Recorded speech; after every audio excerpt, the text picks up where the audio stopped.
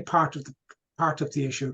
There is another slightly different part of the issue, which is the Corporate Sustainability Reporting Directive. And I'm wondering if Abigail is there, who might tell us just a small little bit about that. And then finally, we're going to go to Lara, who's just going to round off the evening for us by telling us just a final few thoughts on ethical consumerism. So Abigail, if you're there, would you come in with us there for a moment, please? Thank you, Brian. I'm just in time. My laptop died. I thought it was charging, but it wasn't charging properly, so it just died there, and I've joined in on my phone. All is good. Hope you can hear me okay. Is it all right? Perfectly.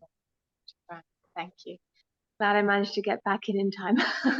So yes, just a few brief points about the Corporate Sustainability Reporting Directive, CSRD. Basically, it's EU legislation which requires businesses to report on their environmental and social impacts, so the impacts of their business activities, and it also asks them to report on the business impact of their sustainability efforts as well. It's two-way, and it came into effect in January of this year, but it's kind of being implemented slowly, so it's going to be phased in between 2024 and 2029, just kind of gradually introduced.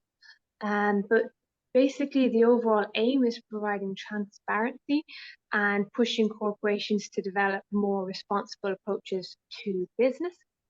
And it's also, the idea of it is that it's meant to create a sort of culture of greater public accountability, so that stakeholders and public and all sorts of different people will be able to make sure that businesses are really doing what they say they'll do, and that they're acting in a sustainable way, following sustainable business practices.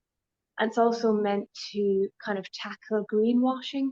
So unfortunately, at the moment, companies can kind of get away with saying, oh, look at us, we're so sustainable, isn't it brilliant, all this stuff that we're doing.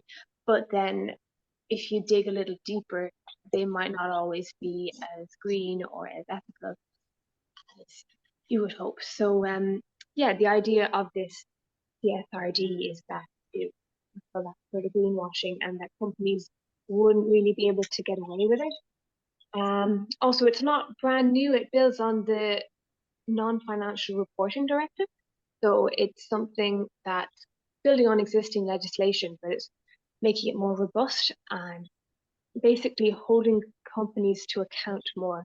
So hopefully, as it's phased in, we'll see positive results from that. It's hard to say at this stage, but I think it's a step in the right direction anyway. And yeah, that's just a few brief notes on that.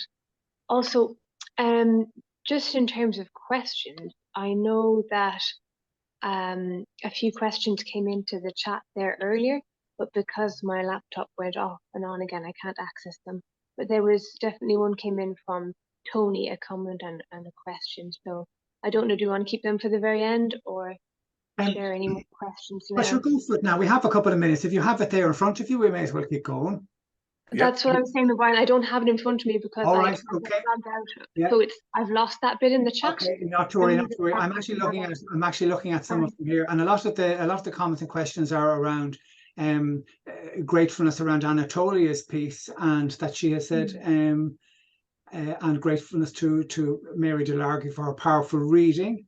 I'm just looking back through now and see, thanks to Kira also. If there's one there from Tony, I can't see it at the minute, but we'll come back again at the end. So what I might do is I might invite Lara, if that's okay. Thank indeed, Abigail, for that, and thanks to Jim. So that just brings you up to speed with some of the things that we had been looking at, the Corporate Sustainability Due Diligence Directive.